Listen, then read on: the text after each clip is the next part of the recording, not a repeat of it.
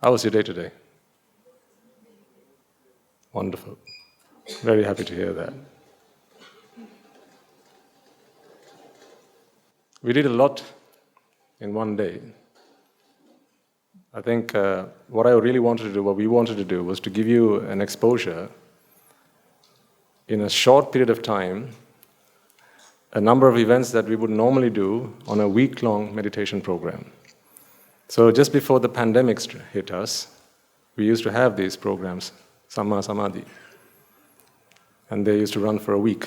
So people would generally arrive on a weekend, and they'd book holiday, they leave at work. Some would fly down from wherever, and we'd have these programs for one long week. And throughout that week, they'd be in the association of the Mahasangha.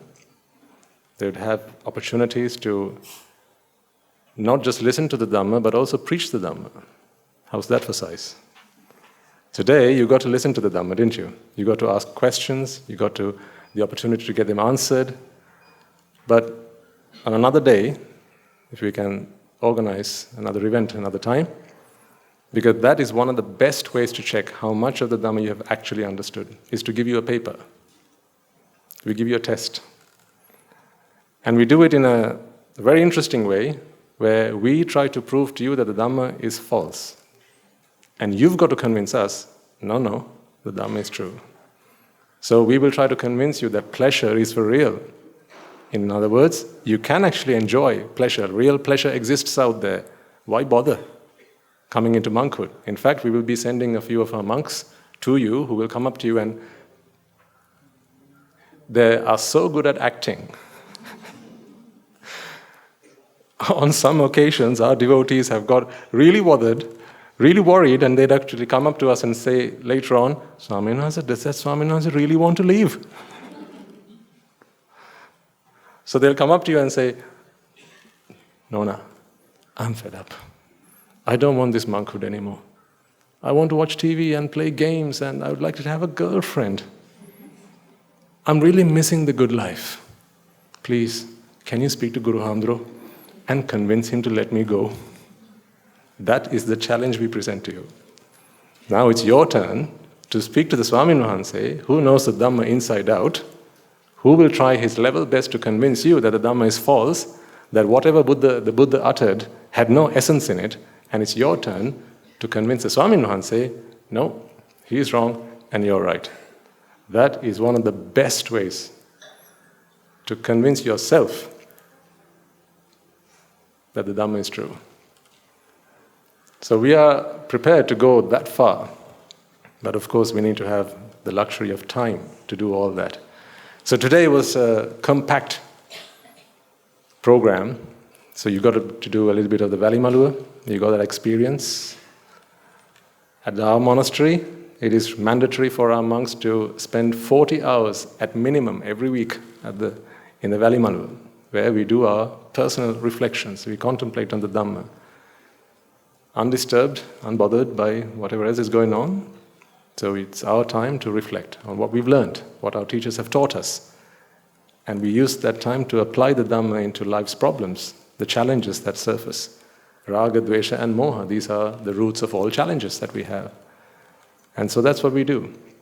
And then in other times we preach the Dhamma, we do our Dhamma school, we deliver the Dhamma in various ways, in various languages to people all over the world. One of our monks, we do programs at the prison, we do programs at rehabilitation centers, and I don't refer to the one that we are going to be starting up at the monastery soon enough, because I think now you're beginning to understand that Nibbana is the only bliss, it is the only salvation. The purpose of life, to me, ladies and gentlemen, is the achievement of Nibbana. If Nibbana did not exist, I wouldn't want to live another day. And I mean that from the bottom of my heart. If Nibbana did not exist, I wouldn't want to live another day, because I see no point in going on like this. If pleasure isn't real, if pleasure is fake, and to experience pleasure you have to get yourself into vexation, and then it is only merely by relief from that vexation you get to enjoy even a fleeting moment of pleasure. And then once you realize that, you can't go and be off with yourself either, because then once you're dead, you're born again. So it's not game over, really. Then what seems to be the point of existence? It's like a riddle. It's a maze. So if Nibbana didn't exist, if a solution to this problem didn't exist, I wouldn't know what I'd do with my life. So today, you got to experience, get a little bit of a taste of what we do at the monastery. What us as monks, the anagarikas, the anagarikas, you got to see the noble hearts, the young children, who we also so lovingly and affectionately bring up at the monastery, to give them a future that we never had, or a past, an upbringing that we never had. That is what we want to do. If we had this noble association when we were younger, if we had someone we could go and ask the questions that you had to ask today in those discussions, do you remember when you had those questions to ask of your friends at school, colleagues at work, even your parents? They can't be faulted, they can't be blamed, because they had no alternatives. All they knew was if you want it, go get it. There's a right way to get it, there's a wrong way to get it. The right things were referred to as the good things, and the bad ways were referred to as the bad things. So the world was merely good and bad. That was it. There was nothing extraordinary. But the Buddha reveals to us another way, the noble way, and that is called the Noble Eightfold Path. That is neither good nor bad. It is neither the path to heaven nor the path to hell, and it's not the path to exist here either. It's the path to Nibbana.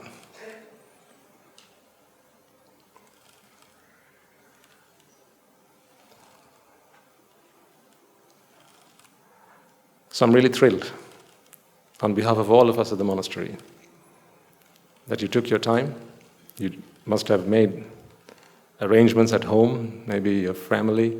So perhaps there were some who were not able to make it today because of various engagements, commitments, obligations, and so on. But that's not to say that you didn't have any. You had plenty, you have plenty, you always do. But I also want to make this a moment to remind ourselves of the people that you left behind at home. People who were prepared to make some sacrifices so that you could come along and be with us today and experience this joy. Maybe it was your parents, maybe it was your other half, maybe it was your uncle, your aunt, maybe next door neighbor. Maybe you have a maid at home who you have entrusted with your children perhaps, your property, your home, everything. And because you trust them to be loyal, to be faithful, you're able to be here today without a fear, without worry. So therefore you are able to practice the Dhamma. That is why when we do a merit transfer, we always transfer those merits to everyone and anyone in the vicinity. Everyone and anyone who have come into our lives and made things possible and achievable for us. I got to get some feedback from some of our monks and our anagarikas and so on, and they were very impressed, mind you, by the questions that you had to ask. So I asked one of our anagarika mahathas, how did it go? He said, Swaminatha, I didn't even feel time pass by. There were some people in the audience and they kept asking some really interesting questions. And you know what he said? He said, I didn't realize that I knew the Dhamma so much. Thanks to our devotees who have come here from Rajagiriya, he is happier today because he now realizes that actually he knows a lot more Dhamma than he thought he did.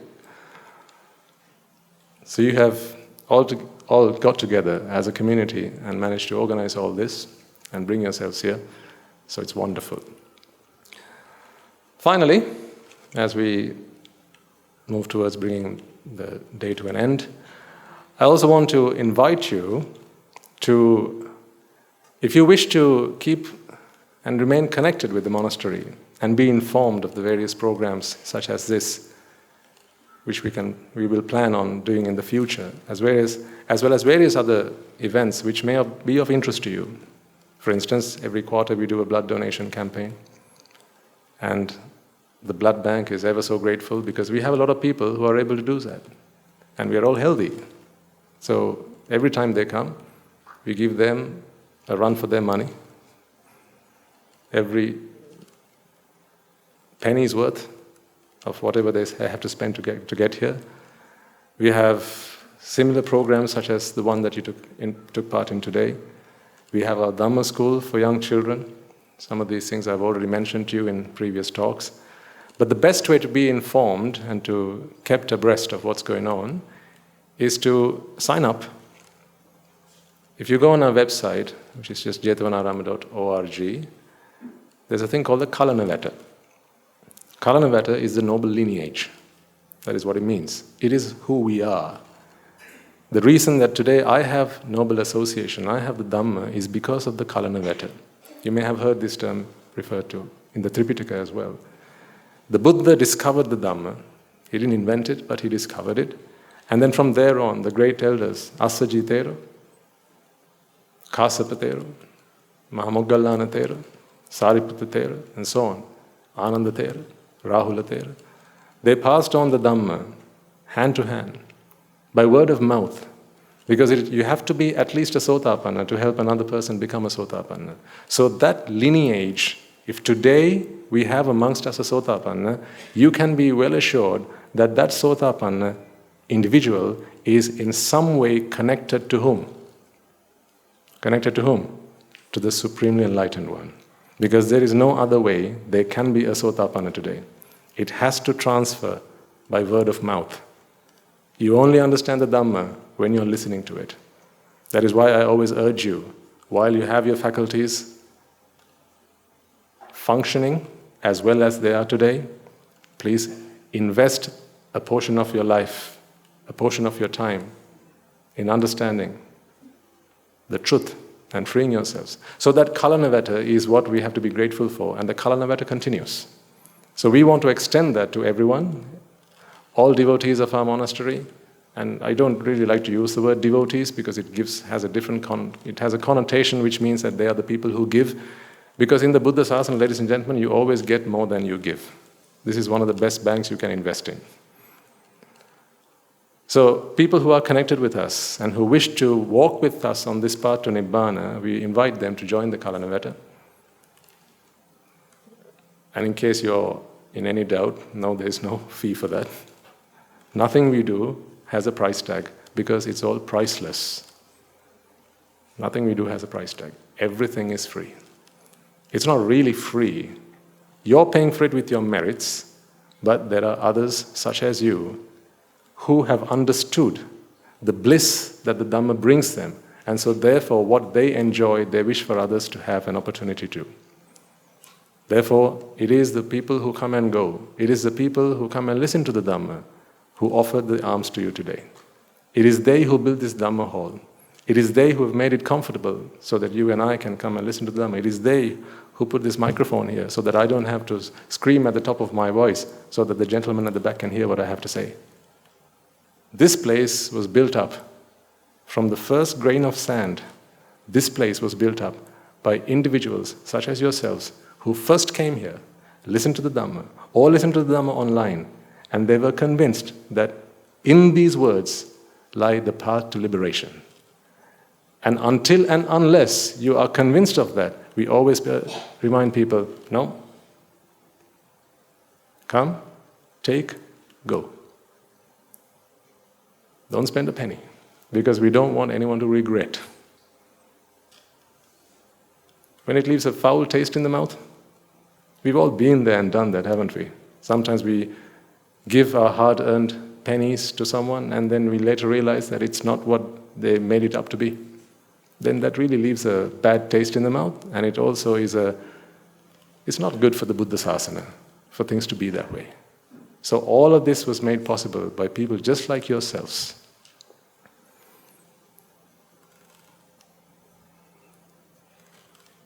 Before I conclude today's event,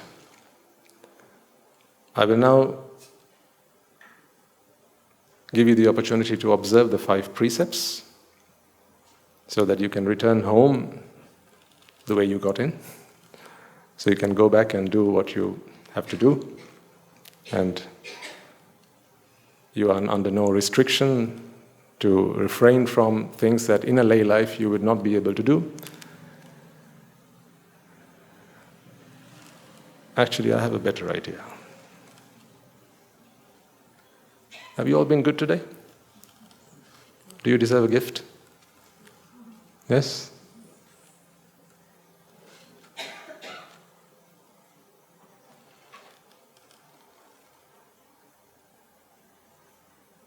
Yeah?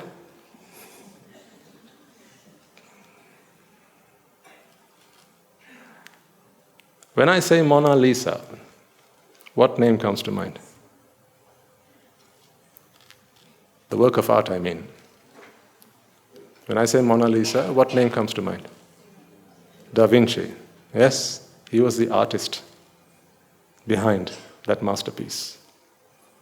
Oftentimes you come up to me and say, "Oh, Swami Mahansa." Remember those things you come and say at the end of a sermon on Rajagiriya? At Rajagiriya? Yeah, that keeps me from leaving the college on time and delays my arms round. Yes, remember? Yeah? Good. So when I say Mona Lisa, you're reminded of Da Vinci. So when you come up to me and say, "Swami Mahansa, you changed my life. You have transformed me. I'm not the same man I used to be. I'm not the same woman I used to be. I have become a far better mother than I ever thought I'd be able to be in this life." What you're really doing is you're appreciating Mona Lisa, whereas in fact, your appreciations, your credit is actually due to Da Vinci. So ladies and gentlemen, I present to you Da Vinci. It gives me the greatest honor and the highest privilege. Nothing makes me happier than to hear him speak.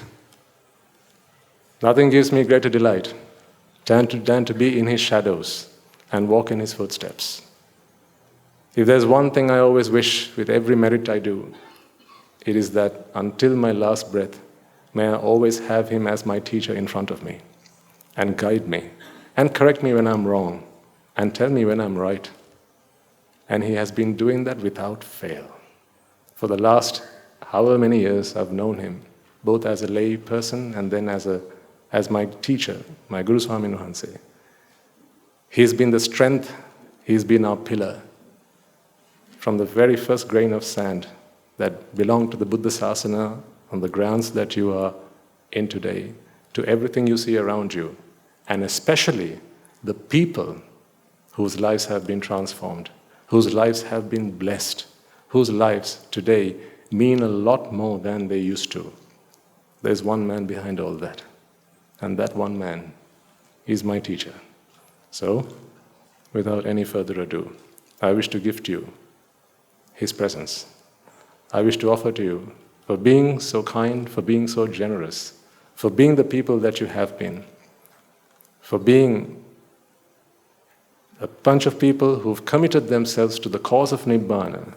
Otherwise, I wouldn't bring him here. Because he doesn't want to speak to someone who's not interested in Nibbana. That's how committed he is to this cause. If you think I'm committed, just imagine how committed my teacher must be. He breathes only because it means that breath can take him one step closer to Nibbana. So, I present to you the most venerable Guru Hamaduru. So can we all please be upstanding to receive our great teacher.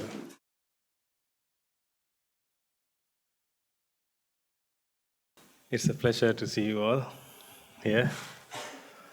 And we have been waiting for this opportunity to see you all. Just to tell you that you got a huge opportunity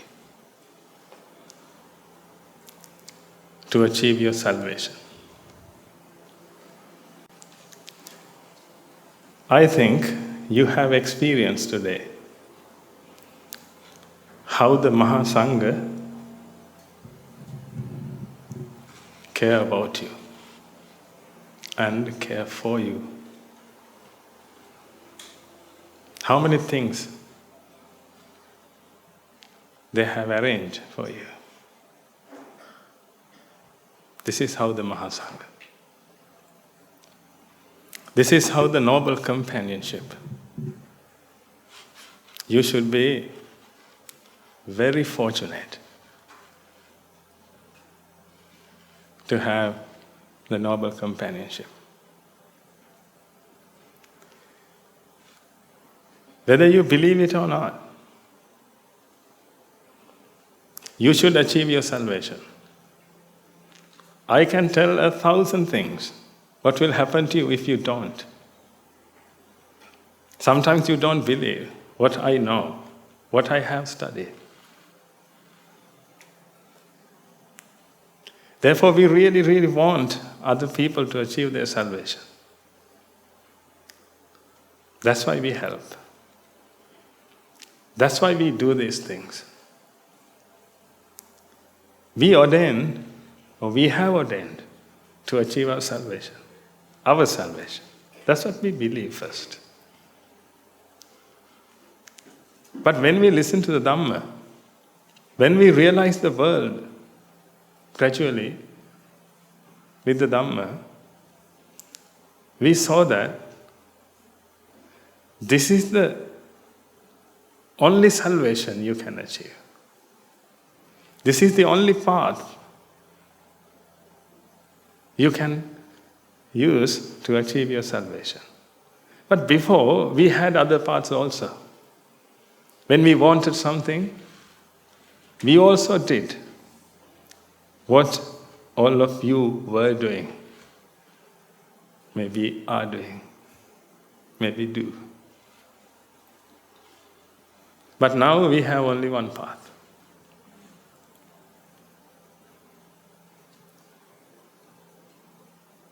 We are looking for the ultimate bliss. And we can help you to achieve that. First of all, we need you to understand the Dhamma. Sometimes you may think that you were invited here for a meditation retreat, and sometimes you didn't have a chance to meditate. Actually, ladies and gentlemen,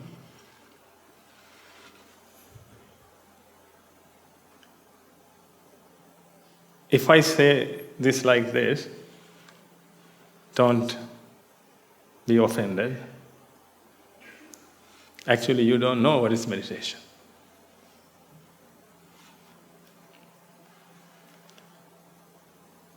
%90 of people don't know what is meditation. If I ask you what is the meditation, that means whatever the meditation you know, how do you do that? It's very easy. Just you need to close your eyes. That's it. Then think.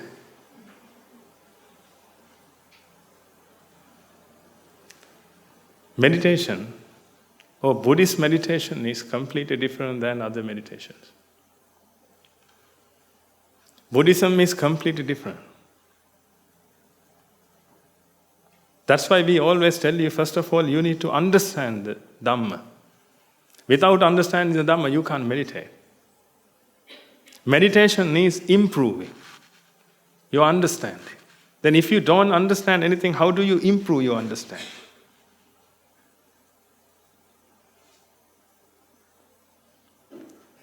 You have to understand about yourself. You have to understand about the nature. Understand about nature, about the universe. Then you can meditate. To understand, what should you do first? Go to a forest. Sit under a tree and think about something. Can you understand like that? No, you have to listen, ladies and gentlemen. You have to listen 1,000 times. You may have listened to, I think, over 30 sermons of Nayakantara. And another thing is, you are really blessed to have this teacher.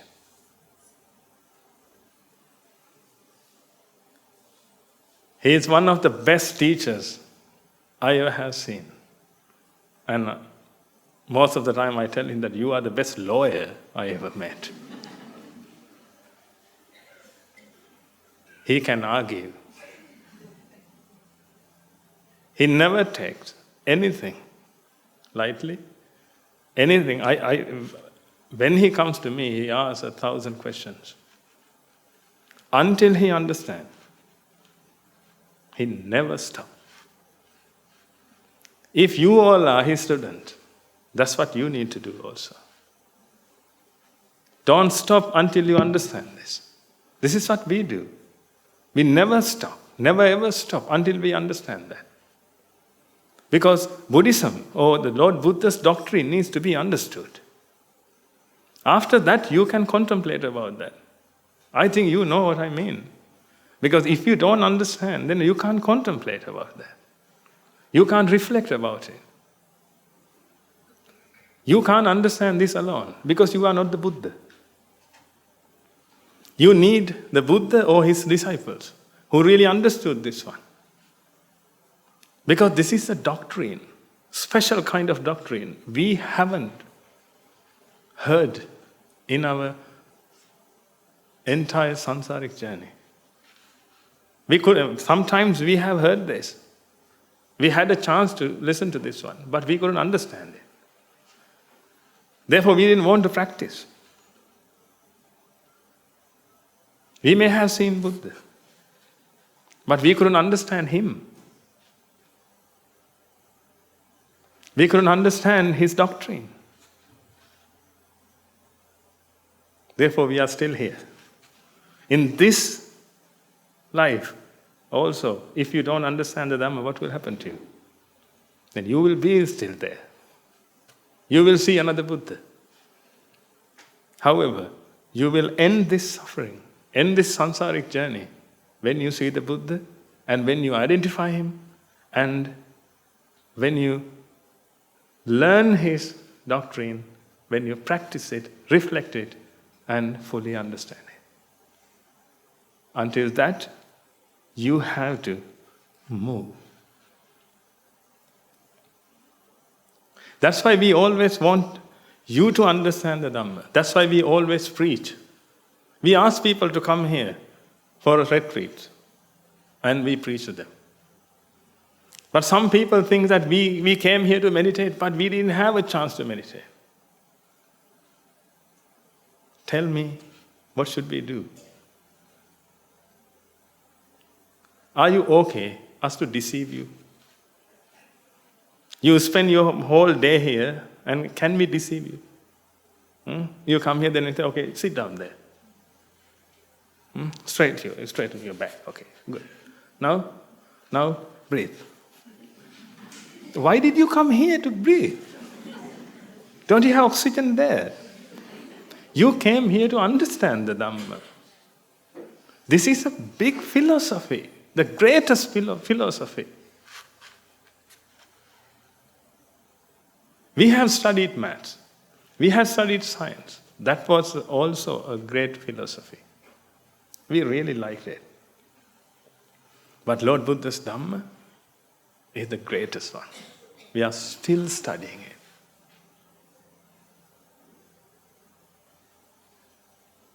And the other thing is, when we learn maths, it was a burden. Because before we learned addition and subtraction, after that, we had to learn geometry a little bit when we do GCSE. When we do A-level, we had to do geometry, trigonometry, integration, differentiation, all this stuff. Now we had to bear all these things. It was a burden. It didn't relieve ourselves, relieve us from the vexation or the suffering. But we learned. Because we wanted to learn that, because we wanted to earn money. Because that's the only way we had to come out of suffering. We were so ignorant. We thought that money can set us free. We didn't even listen to Jesus Christ, not the Lord Buddha. He said that the truth will set you free. And we thought that money will set us free. That's what happened to these people. Please don't be one of them. You all are very fortunate to have these type of teachers. They are dedicated their life to the Sambuddhasasana, and they are always for you. You don't know them. Any relatives? There are 124 monks there. They have been working their socks off for this moment to help you. How much did they charge? This is the noble companionship. They can give their life, they can give their knowledge, they can give their time to free you from suffering. Can you? I'm not blaming you. Can you? Sometimes you can't. Why? You have another life to live. Because now you believe that this truth will set you free, but still you believe money also. Because that is the experience you had in your life. I'll tell you why. Because people don't know what the suffering is, what the vexation is. People think that I don't have a wife, therefore I'm suffering. They always find wrong reason, ladies and gentlemen. They always find wrong reason. If you find a wrong reason, you always chase a wrong purpose. You always go a wrong way. That's what happened to you. You wanted to eat, you wanted to listen to songs, you wanted to watch movies. But you are still doing that. You never get satisfied with these things. And you can't. If you can satisfy with the song, why the Buddha came to the world? Therefore, please understand this.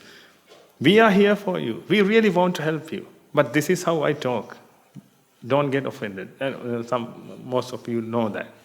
This is how I can't talk like baby talk. I can't do that. Because I know the gravity, ladies and gentlemen.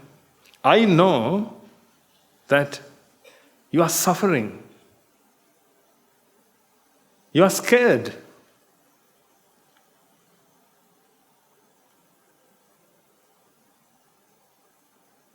That's why we really need to help you.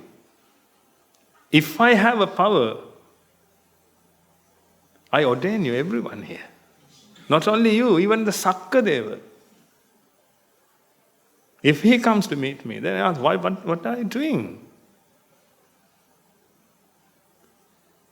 You are suffering with your lustful feelings. You are suffering with your anger. You are a Deva, therefore you don't harm other people, but you are still suffering. You are good people. You don't harm others, but you are suffering inside your mind. You get angry, but you don't hurt, but you are still burning. But we can help you. Let us help you.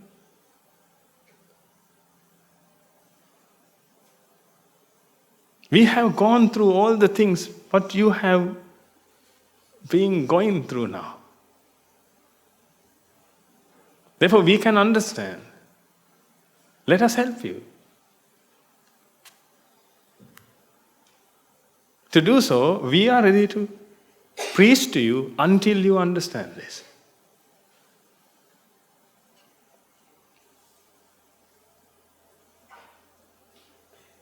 If you are ready to listen, if you are ready to come here, if you are ready to come to the Gateway College, and again, I want to thank those people who gave us the chance, free.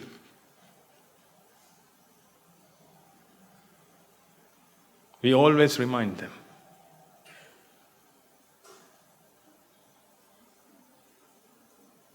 They're really good people. I really appreciate them. Otherwise, we have to spend a lot of money. I think more than 1 lakh or 2 per session.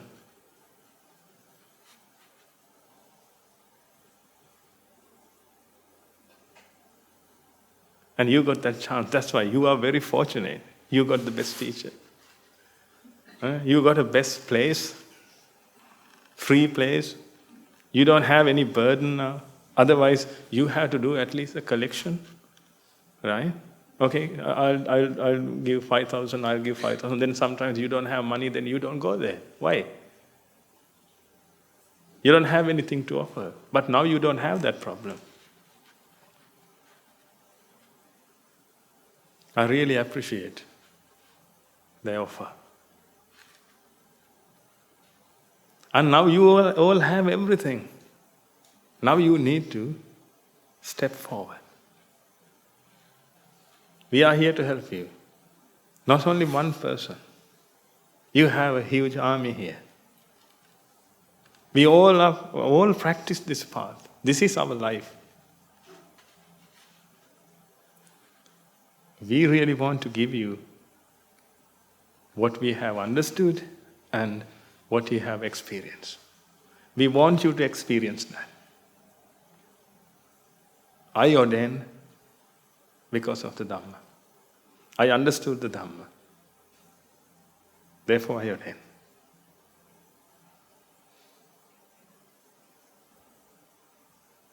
I was in England at that time when I understood the Dhamma. I didn't want to stay there anymore. I had everything. I ordained not because I lost people. I lost money. I ordained because of the Dhamma. I saw that through the Dhamma I can achieve my salvation. I can achieve happiness. And I can prove you that. You just need to associate us. We will prove you that. Another thing is, we will prove you that how the Mahasangha can help you to come out of this hell, if I use that word. Hell. You may think that doctors help you a lot to come out of suffering. Lawyers help you a lot to come out of suffering. That's also correct. But when we say that, Mahasangha also help you to come out of suffering. You need the protection of the Mahasangha. Sometimes you don't believe that because you may think that normally they come to our dane, they come to our Vansukule. How can that be a protection? But that is not the one. A doctor can help you to cure your physical pain. But nobody can help you to cure your mental suffering. Remember, ladies and gentlemen, mental suffering is unbearable. Have you heard anyone commit suicide or committed suicide because of a headache?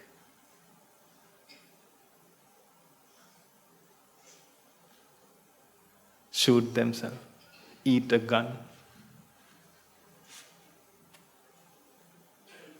because of a headache, toothache? No.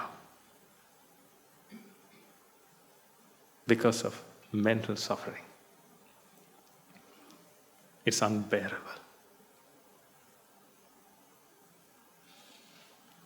The Mahasangha can help you to come out of that. But it's not an easy task, ladies and gentlemen. It's not an easy task. It takes some time because greatness takes time. You should know that. But we are ready if you are ready. We can 100% sure that we can cure your ailment mental ailments you have. We have a cure for all mental ailments. We found it from Buddha, all the disciples, great elders. We found that. We are 100% sure that we have the pure Dhamma. How do we know? How do we know that we have the pure Dhamma? Because of our experience. If I can't be happy in this Sambuddha Sasana, I won't be here anymore. Because I came here, I ordained to achieve my happiness. If I can't achieve my happiness with the Sambuddha Sasana, I don't stay here, then I will find. Because I always want to find what's the truth, what's the salvation. I experienced this one. We all experienced this one. That's why we have nearly 600 people practice the Dhamma, practice the path every day. We make dani for 600, 700 people every day, apart from Saturdays, Sundays, and Poya days.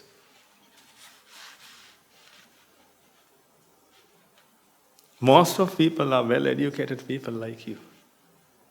We can't cheat them. Can we cheat you? Do you really think that we can cheat you? Can we cheat 100 or 600 people if this Dhamma is not true? That's why we invite you to experience the Dhamma. That's it. Experience the Dhamma. Learn it, apply it, reflect it. Then you will see the world through that one. Then you will be fine.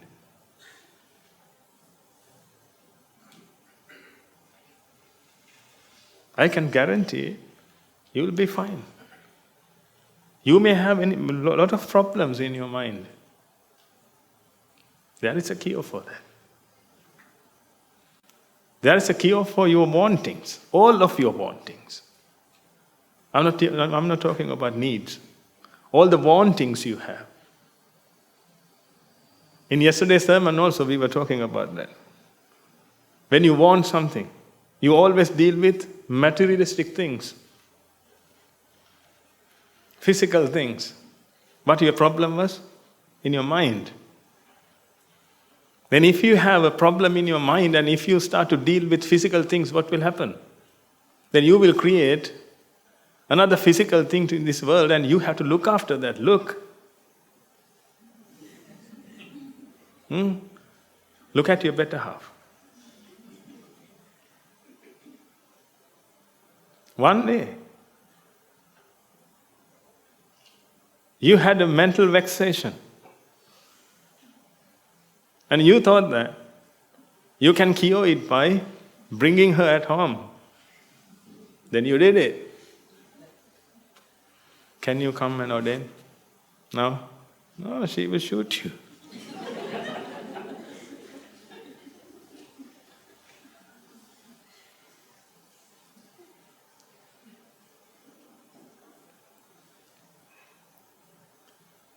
If you had a pinch of patience at that time, just pinch of patience, you could save you 50 years of your great life. But what happened after that? You became a servant. Please, ladies, take the other way. You all are suffering because of that. Because you brought something to the world, ladies and gentlemen.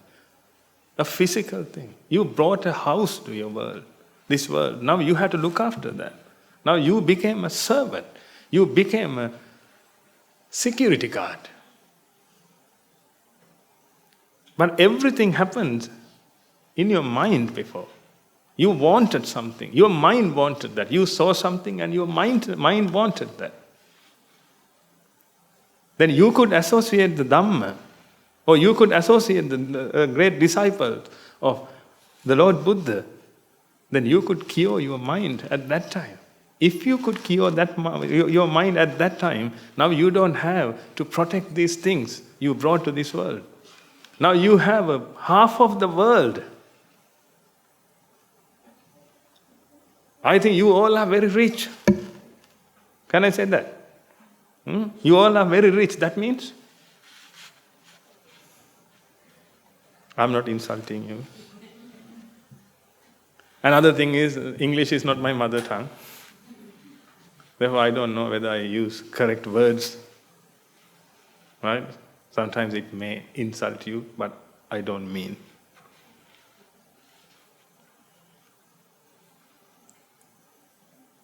If you are rich, means you own a lot.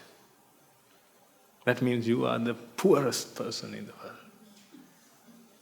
Because you own, you are the worst servant. Can you imagine that? You had to protect everything. You had to protect your son. You can't stay here. Can you stay here a week with us? We will help you to achieve your salvation. You can't. Why? You brought things to this world, ladies and gentlemen. Now you have to look after them. But the problem is, you brought these things to cure your mental ailments, your mental suffering. That's the problem. Can you imagine how foolish it was?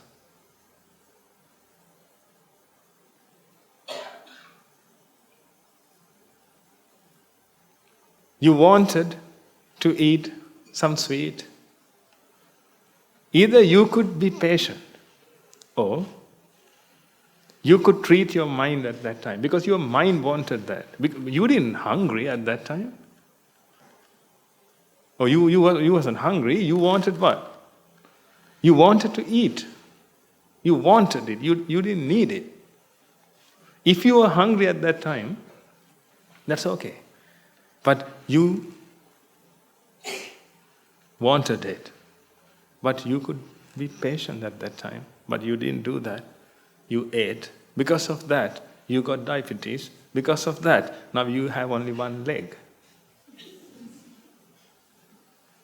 Now you have to maintain that body, a body with a one leg. It's not a simple thing. Some people get AIDS because of that. They got a lustful feeling, one feeling. He was a person, that person, he saw a beautiful woman. He got a lustful feeling. That's okay. But he could be patient at that time. Otherwise, he could go to a disciple of the Buddha and get the cure. But he didn't do that. He did something physical for mental suffering. Did some physical. Materialistic thing. Therefore he got AIDS. Now he has to live with that. Therefore, experience this. When you go home today, you start from your gate and see the gate. Okay, I brought you. Because there is a beautiful design. I brought you to the world. Therefore, don't worry, I will protect you with my life. I spend my whole life to protect you. You tell the gate. Then you go, then you have a nice pathway. And you may be alone or something, right? Then you tell that. I saw you one day in one of my friends' home. I wanted you, therefore I brought you. Don't worry, I will water you. I will do everything. And I will look after you forever. I am your servant. Likewise, go to your children, go to your everyone you brought to this world. This is what happened to you, ladies and gentlemen, because we didn't know the cure. But now we know the cure. Therefore, we don't do that anymore. But you are still doing it. That's why we want you to stop that. But when we say, please stop, you never do that, because until you understand that, you never stop this. That's why I told you, you came here for a meditation retreat sometimes, but here you got the Dhamma discussions. But finally, I want to tell this one. Buddhist meditation is completely different. But the thing is, when you talk about meditation, or when you talk about Buddhism, then always meditation comes to your mind. That's the problem. But when you talk about Hinduism, that's totally okay. If you talk about Hinduism, meditation comes to your mind, that's totally okay, because that's the only way to go to Brahma. You have to do dhyana. That's the only way to go to Brahma. But when you talk about Buddhism, I'll tell you what meditation is. There are 5 ways to meditate. According to Lord Buddha's Dhamma. If you want, you can check. Pancha Vimuktayatana Sutta. Go and check that. There are 5 ways to meditate. One is preaching. When I preach to you the Dhamma, that's one of the meditation we can do. That is the best meditation ever. Because when I preach, I can't keep my mind here and there. I have to focus on what I'm saying. That's the best meditation if you can do. Preaching, but preaching the Dhamma, not preaching something else. Preaching the Dhamma. Let other people understand the Dhamma.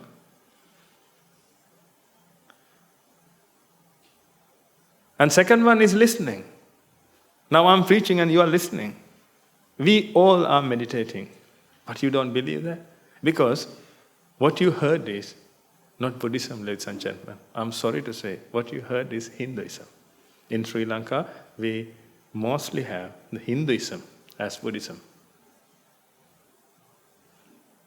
I can prove these things, and I have proven to some of you who came to Sinhalese sermons. Every day we talk about this. Buddhism is completely different. Look, I'm preaching to you, by that I can understand. By listening to this, you can understand. Then we can discuss. That's the third one. We can discuss. I know what I understood and you tell what you understood.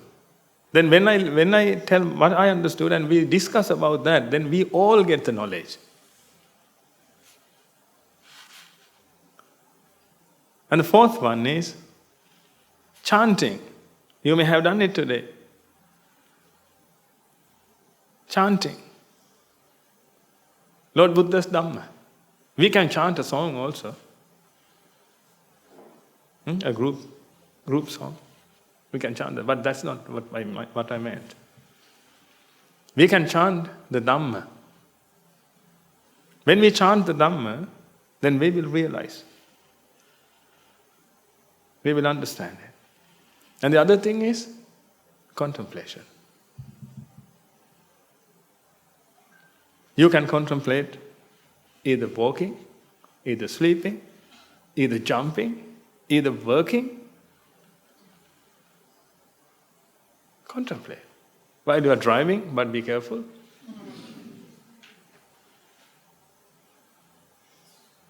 Five ways. Just believe me. 5 ways. But in Hinduism, they have only one way. They have to meditate. Somehow, they don't have to understand anything. They have to follow. We don't have to follow anything. We have to understand. That's the difference between Hinduism and Buddhism, ladies and gentlemen. Don't ever think that Buddhism is a part of Hinduism. Buddhism is a completely different philosophy.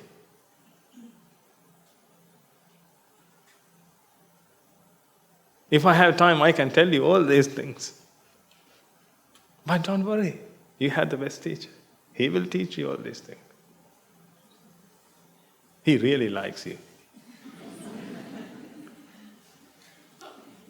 Because I listen to his sermons. I also learn from him. Because he's a good lawyer. He has good arguments.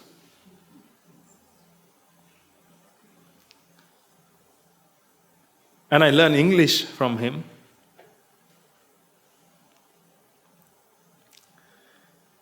Therefore, I listen to his sermons.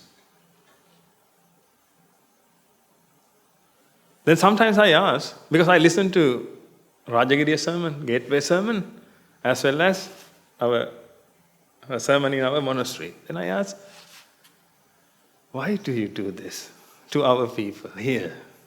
Why do you do special? Why do you give special treatment to our Rajagiriya people? Sometimes I ask, why? Because they are rich? Because he really enjoys that. He really enjoys it.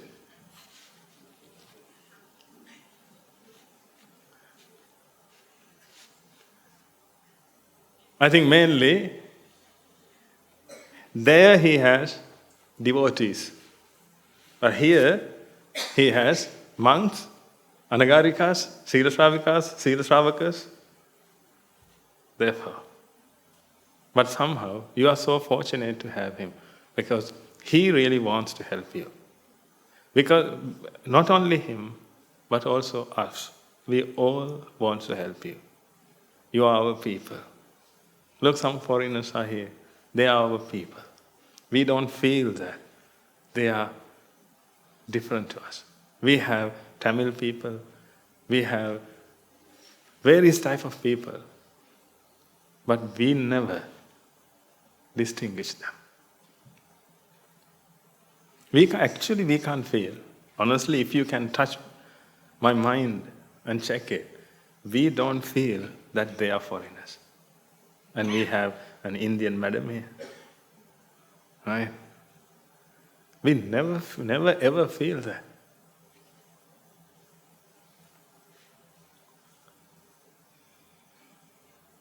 We want everyone to be happy, even dogs. But the problem is, we can't preach to them, we can't let them understand that, therefore, we don't allow them to come here even. But we will help you. We will always allow you to come here. But remember this, if you fail to do this in this life, whether you believe it or not, your next life can be something which we don't allow to come here.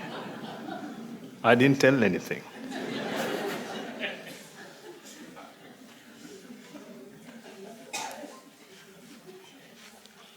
Therefore, please,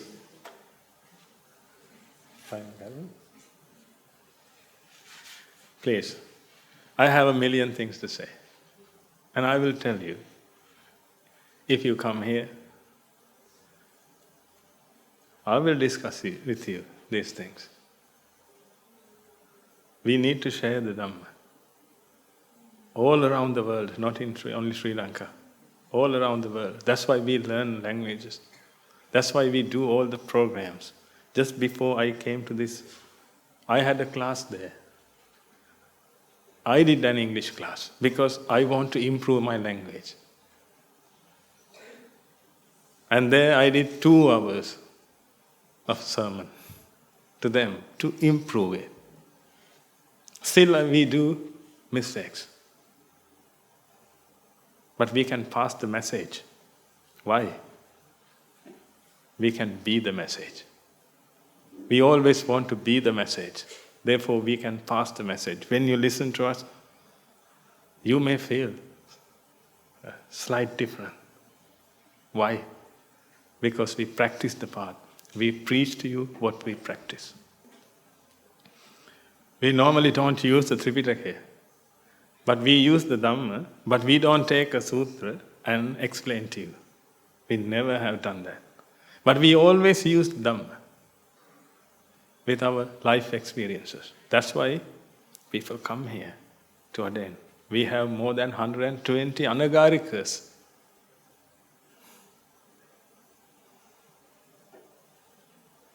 They are looking forward to seeing their ordination ceremony.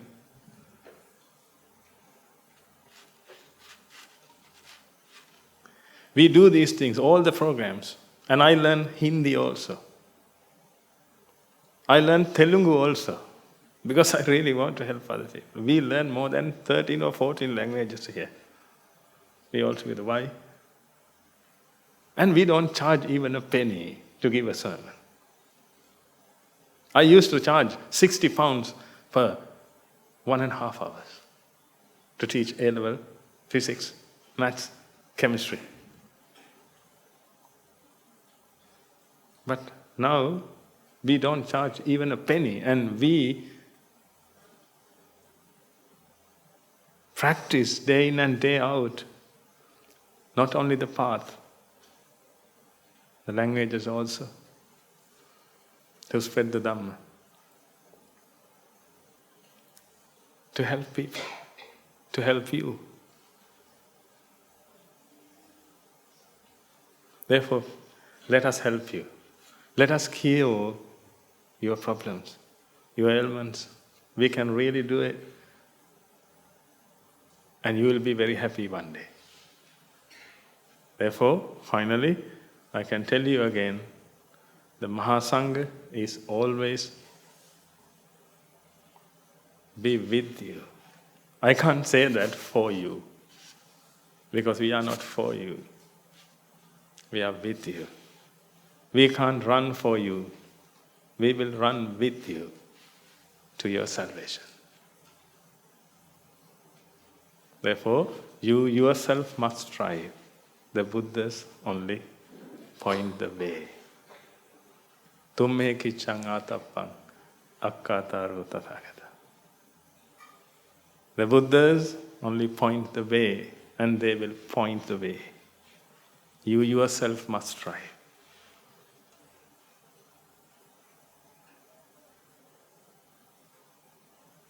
If I have more time, I would like to be with you and speak to you, but next time we will get another chance, because he never let us speak to you.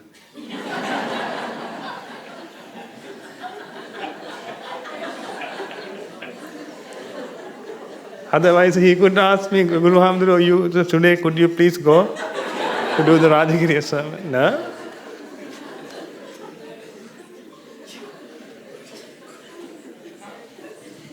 Okay. May the Triple Gem bless you all. Let us all take a moment then to transfer the merits that we have all acquired by dedicating our day today to observe Sil, coming all the way to the monastery, listening to the Dhamma, engaging in Dhamma discussions, engaging in chanting, practicing the Dhamma in the Valley and contemplating on the Dhamma, offering the Buddha Puja, offering Indul Pindapata to the monks, and engaging in various other meritorious deeds by observing the procession of the Mahasangha and rejoicing in all the meritorious deeds that you had the opportunity to listen to today and witness and take part in. First and foremost, let us remind ourselves how incredibly fortunate we are to be in receipt of the Lord Buddha's teaching, and with immense gratitude towards the bhikkhus and bhikkhunis, upasakas and upasikas, who have since time immemorial, protected, preserved and passed down the teachings of the Lord Buddha in the form of the Tripitaka, which is available today to study, understand and comprehend the Dhamma. Let us transfer these merits to all of them. May they all rejoice in these merits. Let us also take a moment to transfer these merits to all members of the Mahasangha present throughout the world, including the chief prelates of all of the chapters who have dedicated their lives to the noble path and have committed themselves towards the betterment of the Sambuddha Sasana. Let us also transfer these merits to the monks and nuns resident in your local temples and nunneries who have always been by your side through thick and thin, come rain or shine. Let us also transfer these merits to my teacher, Guru Swami Nuhanse, as well as all the monks resident at the monastery and the Anagarika and Anagarika communities attached to the monastery. Let us take a moment to transfer these merits to those who make great efforts to disseminate the teachings of the Buddha far and wide, be that in transliterating these talks, sharing them out with others, or inviting others to join them, as well as organizing events such as these so that people from across the globe, far across barriers and boundaries can come together, practice the path and achieve and aspire to their salvation. May they all rejoice in these merits. Let us also transfer these merits to our devotees and friends of the monastery who continue to sustain the Mahasangha, to earn merits, to help them on the path to Nibbana, To all who provide the Mahasangha with shelter, arms, robes and medicines, as well as those who pass on their know-how and continue to extend their well-wishes, may they all rejoice in these merits. By the power of all the merits we have all acquired throughout the day, may they all abstain from the unmeritorious deeds, fulfill the meritorious deeds, fulfill the Noble Eightfold Path.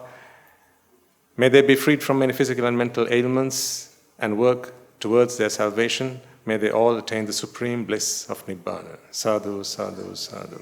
Let us also take a moment to transfer these merits to our mothers and fathers, brothers and sisters, sons and daughters, grandparents, uncles, aunts, cousins, nephews and nieces, our friends and our acquaintances, our employers, our employees, our teachers, and those who have made every effort to make it possible for us to be here today.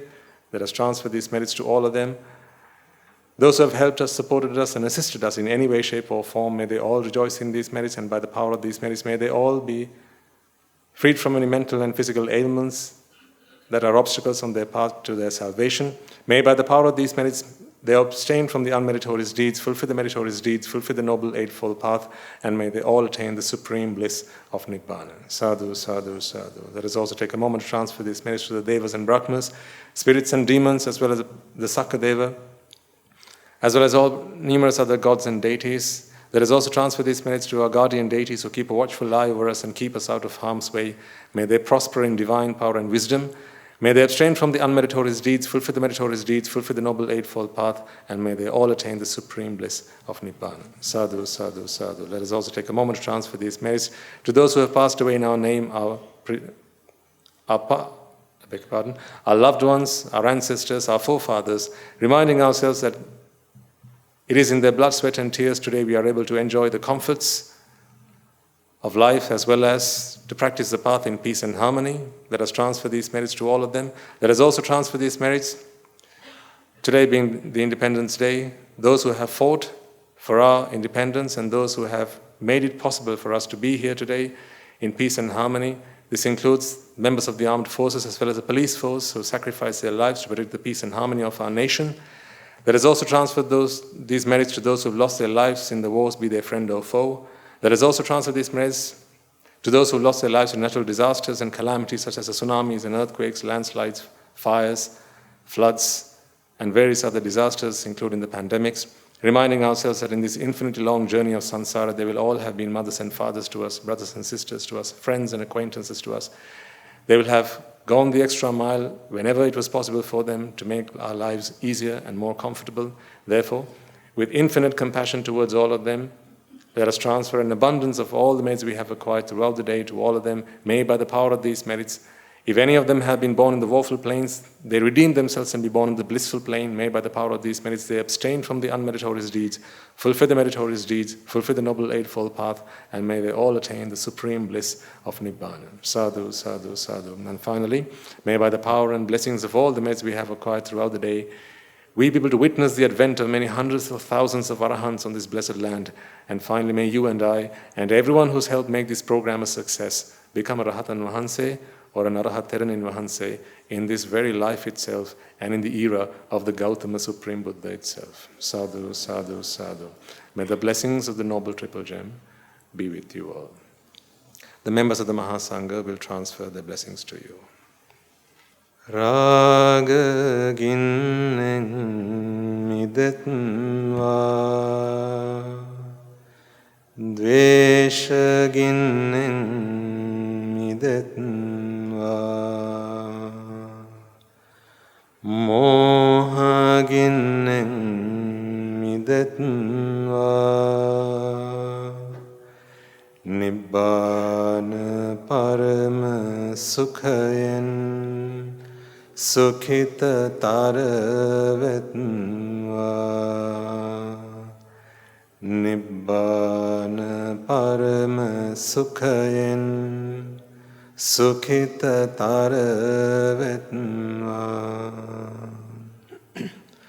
Mamada siyalu loka siyalu satvayo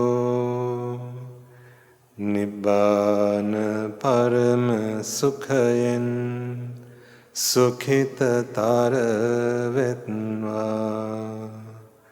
Nibbana parama sukhayan සුඛිතතර වෙත්වා නිබ්බාන පරම සුඛයෙන් සුඛිතතර වෙත්වා රාගගිනි නිවේවා ද්වේෂගිනි නිවේවා මෝහගිනි නිවේවා නිවන් සැප ලැබේවා නිවන් සැප ලැබේවා නිවන් සැප ලැබේවා තුනුරුවන්ගේ සූවිසි අනන්ත මහා ගුණ බැලින් සියලු ලෝක සියලු සත්වයෝම නිබ්බාන පරම සුඛයෙන් සුඛිතතර වෙත්වා සාදු සාදු සාදු